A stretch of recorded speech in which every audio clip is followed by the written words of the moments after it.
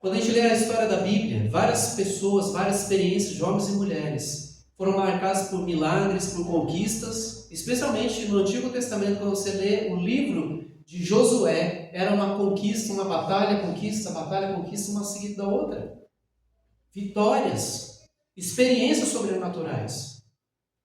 Não sei se você já viu gente sendo curada. Eu vi um paralítico, ele era paralítico mesmo, tinha as pernas tortas, de pé, andando, em primeira mão. E aquilo dava um arrepio, dava aquele negócio assim, e você saia de lá pegando fogo. Deus, eu quero mais, eu quero mais. Mas houve momentos em que, na história desses mesmos homens e mulheres, não houve milagres, não houve conquista. Houve muitas vezes sentimento de derrota e de solidão. Não houve experiência sobrenatural, não houve cura, não houve mar abrindo. Mas foram nesses momentos, e são os momentos em que tudo parece silencioso demais, é onde nós precisamos ouvir Deus. Porque quando a gente está na agitação, a gente tende a ficar focado no que está agitado, e não no que realmente é importante. A gente perde o foco das coisas. E é nesse momento de silêncio, onde está tudo rotineiro, onde parece tudo sem graça, está tudo apenas preto e branco, onde Deus quer falar a nós. Mas Deus quer nos conduzir por uma maratona, para que a gente chegue bem no final. Sempre que tem algumas pessoas que estão assumindo alguns papéis, eu falo assim, vai com calma que o gás acaba. Vai com calma, que uma hora o gás acaba e aí você vai ficar pelo caminho.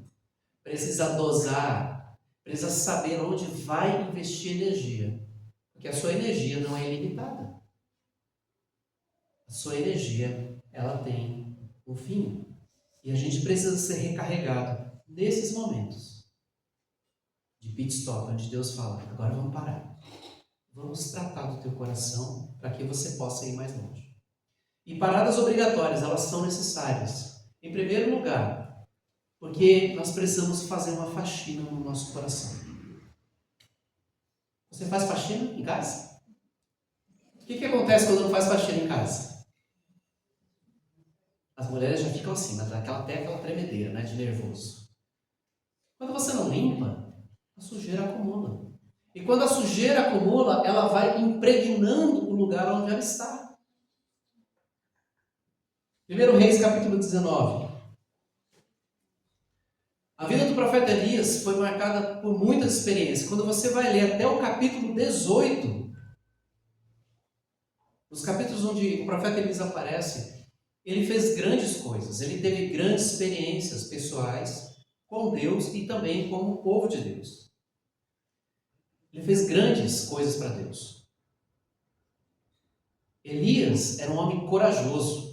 Ele era um homem que ele foi um homem que confrontou o pecado da nação de Israel e bateu de frente com o rei ímpio de Israel. Ele foi grandemente usado por Deus. Mas aí quando você chega no capítulo 19, o cenário muda. No 19 você não vê cura, no 19 você não vê fogo descendo do céu. No 19 você não vê nada grandioso e estimulante. No capítulo 19 você encontra um homem que estava cheio de medos. Um homem que se sentiu pequeno diante da ameaça da rainha. Versículos 1 e 2. Acabe, rei de Israel, contou a Jezabel tudo o que Elias tinha feito, incluindo o modo como havia matado todos os profetas de Baal. Por isso Jezabel enviou esta mensagem a Elias: que os deuses me castiguem severamente, se até amanhã nesta hora eu não fizer a você o que você fez aos profetas de Baal. Estava tudo cheio de fogos de artifício, tudo muito colorido. De repente uma névoa desce. A ameaça da rainha. É igual quando a mãe fala, né? Quando o pai está falando, parece que... Mas quando a mãe chega e chama, fala o nome completo. Sandro Roberto Zucchi. Já entendeu o recado? quando a Jezabel abre a boca e fala, verso 3, Elias teve medo e fugiu para salvar a vida. Foi para Berseba, uma cidade em Judá, e ali deixou seu servo. Depois foi sozinho para o deserto, caminhando o dia todo. Sentou-se debaixo de um pé de giesta e orou, pedindo para morrer. Já basta, Senhor, disse ele. Tira minha vida, pois não sou melhor que os meus antepassados, que já morreram. Elias, o grande homem que fez milagres, que fez grandes coisas, agora tinha medo. A vida dele ficou acinzentada. Ele se sentiu pequeno e fugiu para salvar a sua vida. Talvez as pessoas dissessem assim, cadê aquele homem que fez grandes coisas até agora? De repente está fugindo. Gente, Elias era como você e eu somos. Elias era gente como a gente. A bateria de Elias tinha descarregado. E Deus sabe que nenhum de nós se sente estimulado a passar por uma experiência como essa de Elias. Ninguém busca. Deus me manda aprovação. Deus encolhe meu salário. Ninguém pede isso. Todos nós pedimos vitória, nós pedimos, Deus resolva a situação, Deus faça um milagre, mas nós não pedimos o que Elias passou. E eu não estou falando para você pedir para Deus. Mas quando esse momento vier, a gente precisa ver a situação como Deus estava vendo aquela situação. Porque esses momentos são importantes para que naquela parada, a gente receba de Deus aquilo que a gente tem para ouvir, aquilo que a gente tem para receber, para não parar definitivamente. Muitas pessoas correm na vida, muitas pessoas são apressadas, ansiosas, e quando chega ali na frente, elas param. E algumas, literalmente, param tudo. E aquele lugar onde Elias estava era deserto. E era só ele e Deus. Não havia fogo descendo do céu, não havia anjo aparecendo, não havia vozes. Havia apenas Deus. Sem luzes, sem plateia, sem grandes coisas, só Elias e Deus. Já se sentiu assim? Já passou por isso? E às vezes, aquela sensação de que nem Deus está lá. Deus, onde o Senhor está agora? Fala comigo, Senhor, eu não estou te ouvindo. Nesses 20 anos aqui em Atibaia, quase, não sei se dá para contar quantos dias foram esses dias com Elias, mas não foram poucos.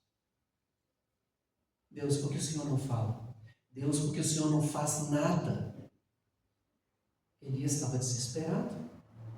Mas naquele lugar, onde estava só Elias e Deus, sem formalidades, sem rodeios, Elias, ele rasga o coração dele diante de Deus. Verso 4. Já basta, Senhor, tira minha vida, pois não sou melhor do que os antepassados que já morreram. Elias teve vontade de morrer. Você já teve vontade de morrer? Gente, não é vergonhoso dizer assim. Acho que em algum momento da vida a gente falou assim, Deus, chega, para. Desconecta a minha bateria, Senhor, não dá mais. Elias sentiu isso. Esse grande homem de Deus pediu para morrer. E creio que erroneamente muitas pessoas falaram assim, ele estava tendo depressão aqui. Ele estava tendo um momento depressivo. Ele estava tendo um momento depressivo. Não era depressão, ele não estava doente. Ele estava tendo um momento de esgotamento. Que o desejo de morte era uma alternativa para ele. E então ele se deita debaixo de uma árvore e dorme. Como toda pessoa depressiva fica. Ela só quer dormir. Quem sabe na esperança de acordar é aquilo tudo ter sido apenas um pesadelo. Exausto, cansado, desanimado, ele dormiu. Mas em seguida o anjo toca. O anjo aparece. Verso 5. Enquanto dormia, o anjo tocou e disse, levante-se e coma. Elias olhou ao redor e viu, perto de sua cabeça, um pão assado sobre pedras quentes e um jarro de água. Ele comeu, bebeu e dormiu de novo.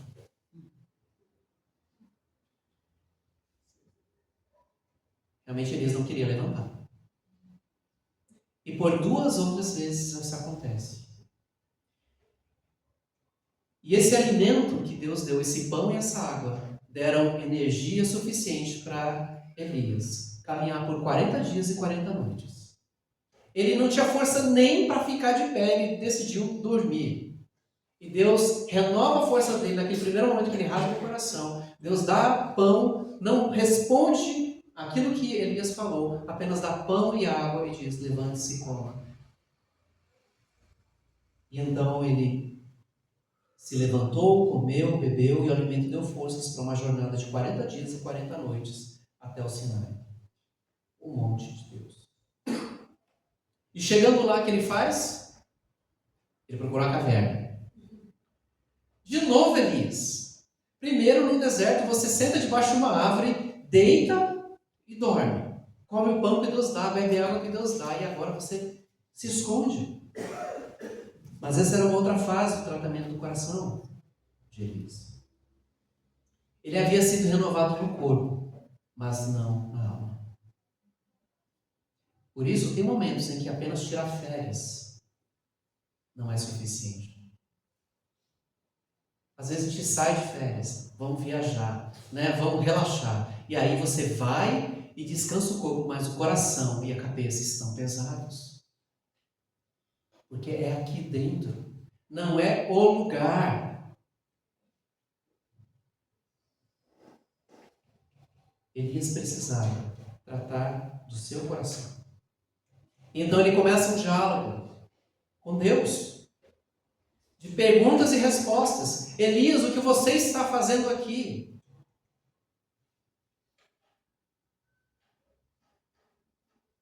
Ele diz no verso 10, tenho servido com zelo ao Senhor, o Deus dos exércitos. Contudo, os israelitas quebraram a aliança contigo, derrubaram os teus altares e mataram os teus profetas. Sou o único que restou e agora também procuram me matar. Você ouvir a sua própria voz é muito importante no processo de cura. Porque você vai descobrir o que você está carregando no coração. Não é automático. Elias precisava pôr para fora. Deus sabia o que estava no coração de Elias? Sabia. Mas ele queria que Elias expusesse isso. E Elias começa então a detalhar o porquê dele estar na caverna, o que ele estava fazendo ali. Ele diz, os israelitas quebraram a aliança contigo, derrubaram os teus altares, mataram os teus profetas. O teu povo te abandonou, Senhor. Sou o único que restou. E agora procuram me matar. E à medida em que Elias tem essa conversa com Deus, seus medos e dúvidas iam se desfazer. Os dias cinzentos não são dias para a gente ficar pensando no que fazer. Os dias cinzentos são para ouvir Deus, trazendo à tona o que a gente carrega no coração.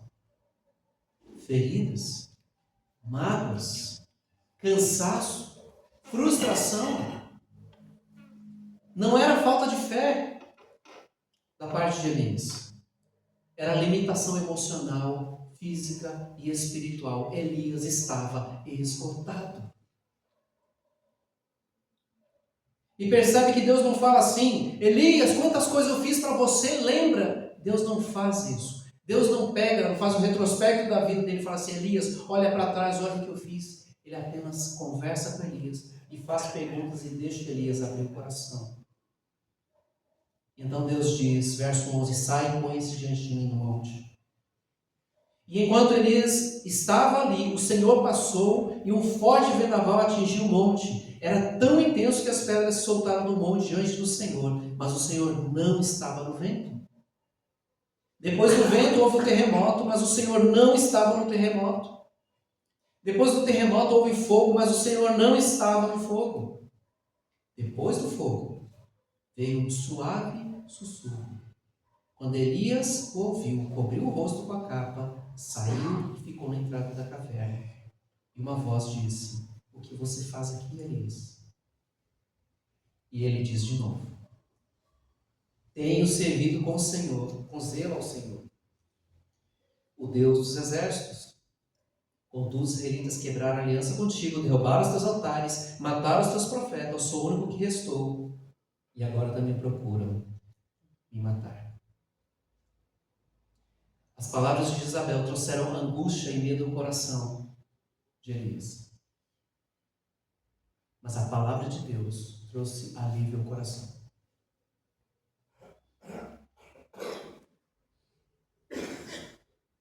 Quando eu estou passando pelos dias cinzentos, a minha mente tende a não pensar nas melhores coisas. Eu começo a procurar uma explicação para o que está acontecendo como Elias fez. Deus, a vida está assim por causa disso, disso e disso e disso. Se eu tivesse feito assim, assim, assim. Quando Deus nos chama no deserto, quando Deus cobre o sol com as nuvens da nossa vida, Ele está nos chamando para fazer uma faxina no coração. A gente precisa fazer.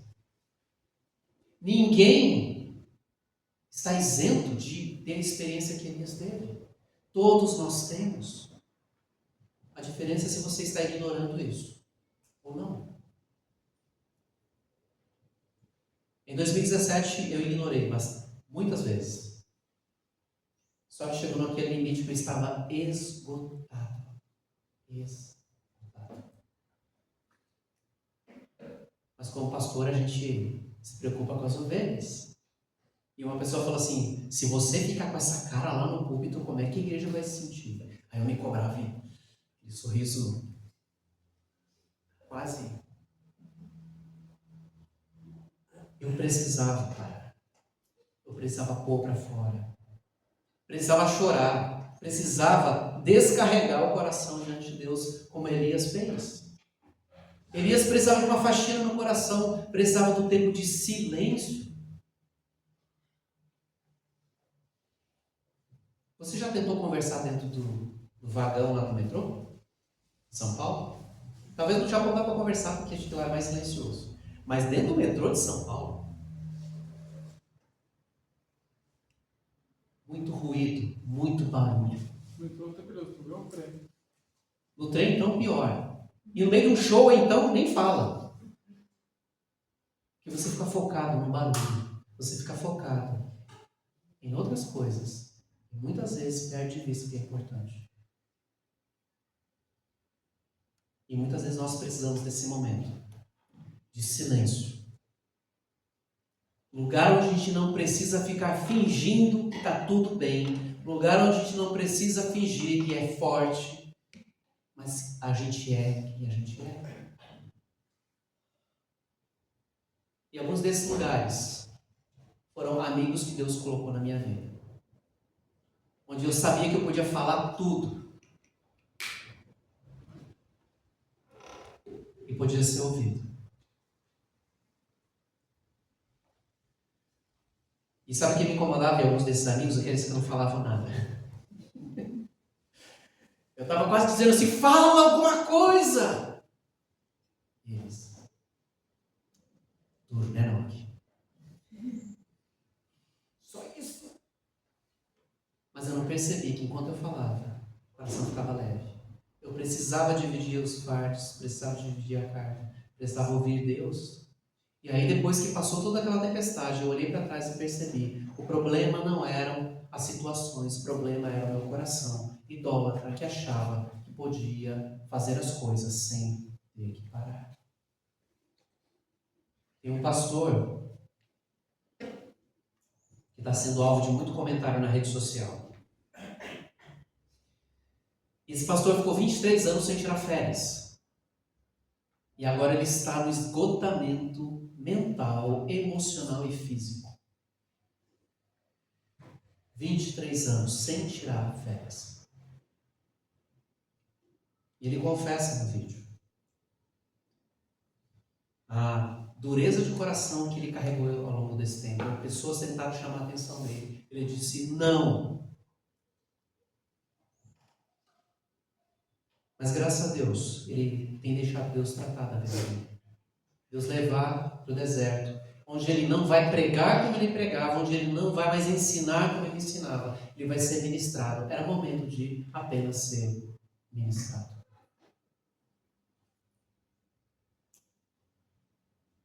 A gente não precisa de milagres, a gente não precisa de sinais. A gente precisa estar a sós com Deus. Comendo do pão que Ele dá, bebendo da água que Ele dá. Porque Ele é o próprio pão, Ele é a própria água da vida. É Ele quem cura, Ele quem restaura. A gente precisa ter tempo no deserto com o Senhor. Mas a gente também precisa desse tempo de silêncio para reafirmar quem Cristo é na nossa vida. João capítulo 6. Se você tem aberto aí na sua Bíblia, se não, corra lá para o capítulo 6 de João. Capítulo 6 de João, versículo 2, diz que uma grande multidão seguia Jesus. Por toda parte onde Jesus estava, a multidão estava com ele, pois tinha visto os sinais que ele havia realizado ao curar os enfermos. Jesus era novidade no momento. Jesus fazia coisas que outros não faziam. E a multidão ia atrás dele. E então Jesus sobe ao monte e com ele sentou seus discípulos. E então o milagre acontece. Mais um milagre acontece. O povo estava ali reunido e as horas iam passando e o povo estava ficando com fome. E Jesus diz assim: e aí, como é que a gente vai resolver isso? E Filipe diz assim: Senhor, não sei, é muita gente para alimentar. E então o menino voluntariamente ele deu seus 5 pães e 2 peixes. E então o André, irmão de Pedro, fala, verso 9: aqui está um rapaz com 5 pães, cevada e 2 peixes, mas que adianta isso para tanta gente? E o resto da história vocês conhecem, que Jesus mandou separar em grupos. Ele agradece a Deus pelo pão, multiplica, alimenta as pessoas. E não apenas esse milagre, mas outro milagre acontece. Porque no final do dia, os discípulos e Jesus foram à praia, mas Jesus não entrou no barco dos discípulos, e os discípulos, no meio da tempestade veem Jesus andando sobre as águas. Mais uma experiência.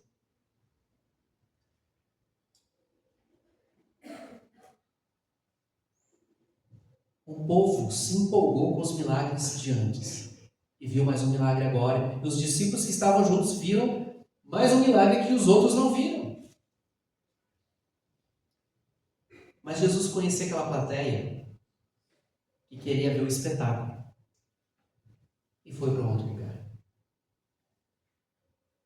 E aí, quando eles reencontram Jesus, eles falam assim: Senhor, quando foi que o Senhor chegou aqui, que a gente não sabe? Eles deram a volta no Mar da Galileia. E se você olhar pelo mapa, o Mar da Galileia não era o lago do Major, não, aquele ali. Não era um laguinho, era algo grande. Eles deram a volta, alguns devem ter pego o barco, mas eles encontraram Jesus do outro lado e falaram assim: Senhor, quando isso chegou aqui? E aí Jesus diz: vocês não estão aqui porque vocês entenderam os milagres, mas vocês encheram a barriga com pão. E aí Jesus começa a ensiná-los. Sem milagres, sem coisas grandiosas, apenas ensino. E aí, de repente, assim como a lua de mel é curta, aquele momento também começou a ficar muito assim, sem muito movimento, sem grandes novidades. Jesus começa a alimentá-los espiritualmente e a revelar o coração deles. E aí, depois de ouvirem Jesus, entenderem o que Jesus estava falando, o que eles fazem? Verso 66. Nesse momento, muitos de seus discípulos se afastaram dele e o abandonaram. Quando Jesus parou de fazer milagres, Jesus parou de fazer grandes coisas, ele começou a ensinar. Começou a escola dominical, eles disseram: não, acabou o louvor, Josimar não está ministrando, né? Fernando não está aqui tocando, acabou. Eu quero só louvor, eu quero Chegou na hora da mensagem, eu vou embora. Escola dominical, não, o pastor vai ficar falando. A Murique vai ficar cobrando os versículos decorados. Eles abandonaram o culto no meio. Eles foram embora. E a palavra aqui é forte. Eles abandonaram, se afastaram de Jesus e o abandonaram.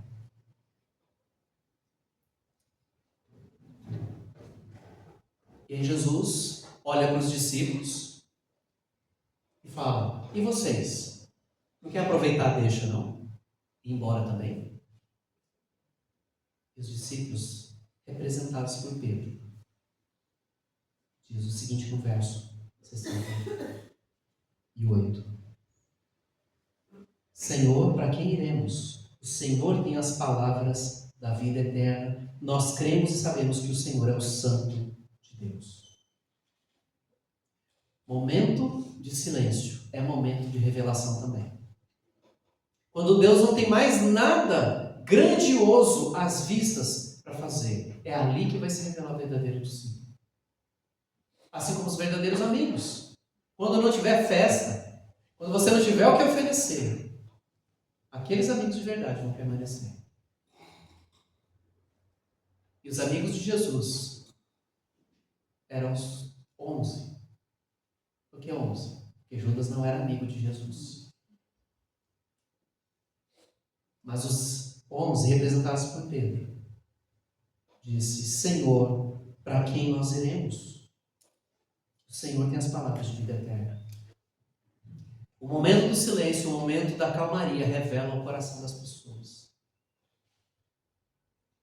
Durante a pandemia, houve uma avalanche de divórcios na China, muito grande.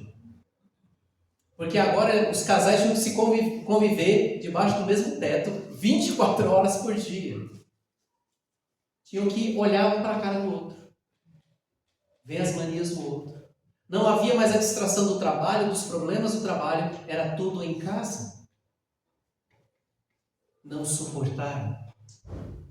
E não é que a pandemia dividiu as famílias, mas a pandemia apenas revelou o que estava construída a família.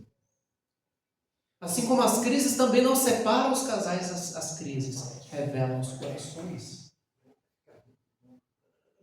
Não culpe a crise. Porque a crise só tem o papel de trazer à tona o que estava preso com âncora lá embaixo. Assim como aquele desgaste que eu tive em 2017 trouxe à tona onde estava o meu coração. Os discípulos foram revelados, tanto aqueles que abandonaram Jesus, que gostavam do louvor, que gostavam das festas, que gostavam dos milagres, como também aqueles que permaneceram com Jesus até o final. Porque é fácil seguir Jesus quando tem milagre. É fácil dizer sim, Senhor, quando Ele ouve a tua oração e diz amém. Mas quando o Senhor diz, não é por aqui que eu quero, é por aqui que você vai. É no silêncio do não. É no silêncio do espera. É no silêncio do agora não é o momento em que a gente revela o coração. Porque o desafio da vida cristã não é você ser crente, mas é você perseverar na caminhada com Jesus. Quando os milagres não acontecem, quando as suas orações não recebem mais as respostas que você espera. É ali que a gente revela quem Jesus representa para nós. Quem é Jesus para você? Porque em outros momentos você vai esquecer. Aqueles momentos eles vão cair no esquecimento. Mas aquilo que Deus grava no nosso coração nos dias cinzentos, isso vai permanecer. Perseverar na caminhada com Cristo, quando os milagres não acontecem. Quando as circunstâncias não mudam, quando oramos e Deus não responde conforme gostaríamos que fosse. A gente precisa crer em milagres. Deus nos diz, Se vocês crerem, vocês verão, receberão. Precisamos crer, orar com fé que Deus pode mudar corações, Deus pode mudar situações. Mas a gente não pode depender dos milagres para crer. Se Deus não fizer, então eu não creio, então não é fé. Não depende do que eu faço para Deus, mas sim do quanto Deus já fez por mim e continua fazendo. Ainda que o que Ele está fazendo seja diferente do que eu gostaria. É no silêncio que a gente ouve melhor a Deus. Se nós damos palco para os sentimentos, para a nossa ansiedade, para a nossa pressa, menos nós ouvimos Deus, menos nós percebemos a direção dEle. Mas pastor, como é que a gente pode ouvir a voz de Deus se as vozes do meu coração estão gritando, que a minha mente está acelerada, estão concorrendo com a voz de Deus?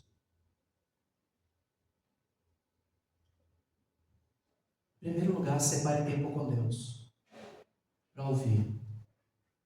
Porque se você não separar tempo para ouvir Deus, outras coisas vão aparecer. Acredite. Se você não priorizar tempo com Deus, outras vozes vão continuar falando e você não ouvirá Deus. Precisa separar tempo intencionalmente com Deus. E de preferência, leia diretamente a Bíblia. Eu não estou falando que materiais de devocional não ajudem, mas ouça Deus. Aquele devocional meditado por outros, contando experiências de outros, são experiências deles com Deus. Mas a tua experiência com Deus, ela parte da palavra. Leia. Ah, pastor, mas eu não entendo, eu leio tanto e para mim não faz sentido. Continue lendo. Eu mandei no grupo da igreja um link de eu não sei se ela é educadora, psicóloga. Ela fala assim: se você lê um livro e você não entendeu nada, está tudo bem, mas continue lendo. Porque enchendo a mente de informação, é a partir disso que seu cérebro vai fazer as conexões. E aí você lá na frente vai entender.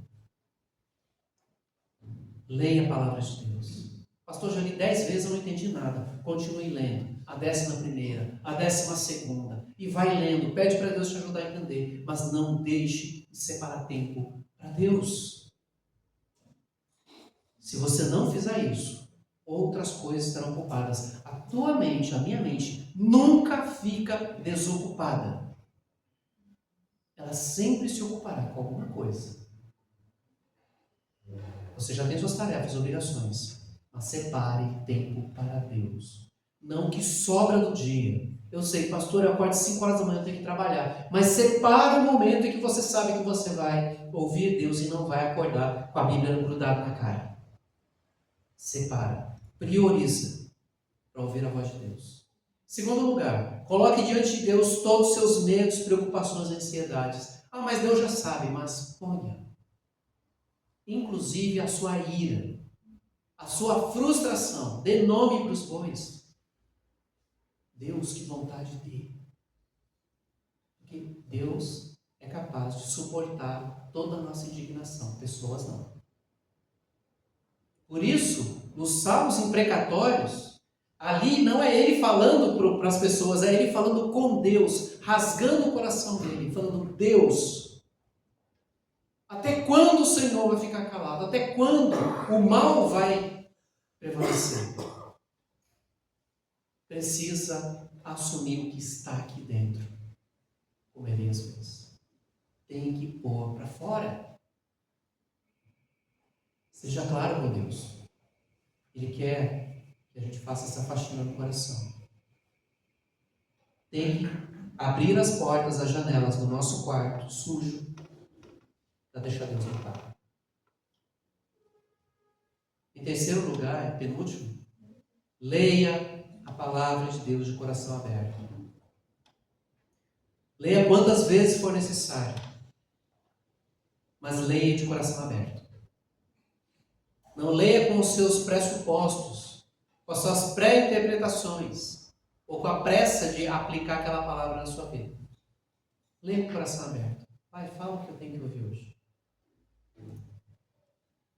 Eu ia compartilhar no nosso grupo lá do Ashura, que todo final de Ashura a gente escolhe uma pessoa da família para compartilhar lá na frente. Pensei, Deus, eu poderia até falar, mas outra pessoa vai falar, então melhor deixar que a pessoa compartilhe o que Deus falou com ela. Mas eu cheguei à conclusão nesse Ashura, depois de 2025, né? Depois de 23 Ashuras participando, que eu sou a pessoa que faz a pergunta errada. Porque sempre que eu volto, Deus não respondeu aquilo que eu perguntei. Mas Deus respondeu aquilo que eu precisava saber. A gente tem que ter o coração aberto para ouvir Deus.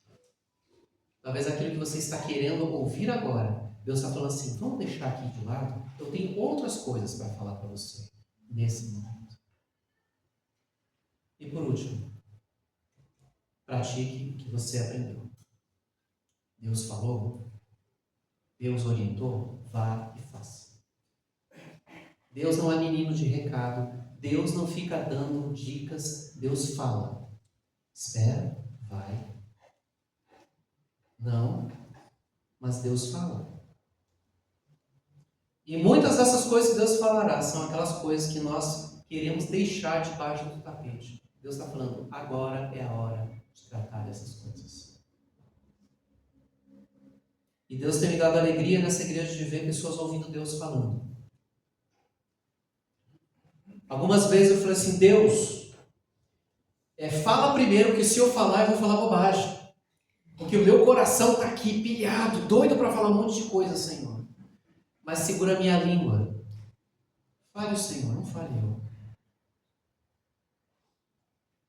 E os dias passam e nada, e eu angustiado com Deus. Deus fala, por favor, que não seja eu a falar, e Deus falou.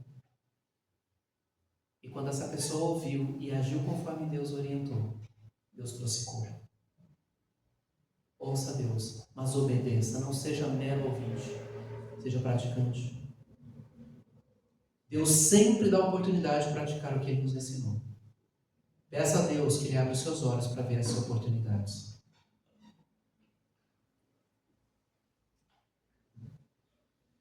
Como você está? Como está teu coração hoje? Está cinzento igual está hoje o tempo? Não despreze esse momento. Nós precisamos de sol, mas precisamos também de falta de sol. Que é o momento de se recolher. Deixar Deus fazer uma faxina no coração. Não esconda, não disfarce. Não faça de conta que está tudo bem, que você é forte, porque você não é forte. E ainda bem por isso. É justamente porque nós somos fracos é que precisamos do Senhor. Para Ele curar o coração. Feche seus olhos. Senhor, muito obrigado. Porque o Senhor nos dá dias alegres, dias de festa, dias de conquista, dias de vitória, Pai. Dias em que vemos milagres acontecendo diante dos nossos olhos. E isso, ó Deus, realmente nos enche o coração. Mas obrigado pelos dias cinzentos, em que o Senhor nos faz parar. Para que a gente possa não olhar para dentro de nós mesmos como um ato de egoísmo, mas como alguém que precisa de um cuidado do Senhor. Nós cantamos, Pai. Nós pedimos que o Senhor nos dê ouvidos atentos e nos dê uma alma cheia de sede pelo Senhor. E eu sei, Pai, que o Senhor quer matar a nossa sede de coração de cada um aqui. O Senhor quer tratar das feridas.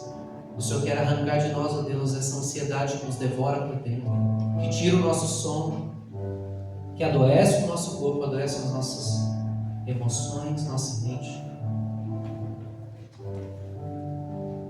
Pai, o Senhor sabe exatamente como cada um chegou nessa manhã e da palavra que precisa ouvir do Senhor.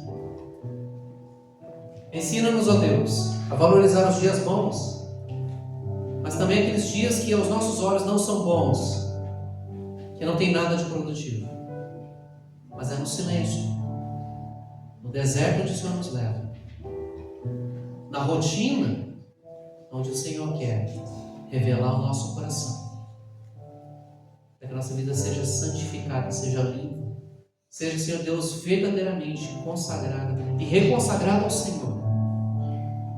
Para que a nossa vida cristã não seja uma festa, mas seja uma vida baseada em convicções de quem o Senhor é e de quem o Senhor nos tornou para ser o teu povo. Obrigado, Pai, que o Senhor provém tempo para todas as coisas, tempo de chorar, tempo de sorrir, tempo de plantar, tempo de colher o que plantou, tempo de morrer, tempo de nascer. E tudo o Senhor fez perfeito, adequado no seu devido tempo. Ajuda-nos, ó Deus, a discernir cada momento da nossa vida em que a gente precisa, ó Deus, experimentar com intensidade, mas com o coração, ó Deus, também humilde. Nos conduz como igreja, Pai, como famílias, sejam jovens, crianças, adolescentes, adultos, idosos, em cada fase que estiver vivendo, Senhor Deus. Ajuda-nos a ouvir a Tua voz e sermos obedientes. Eu oro, Pai, por esse tempo, oro pelos meus irmãos.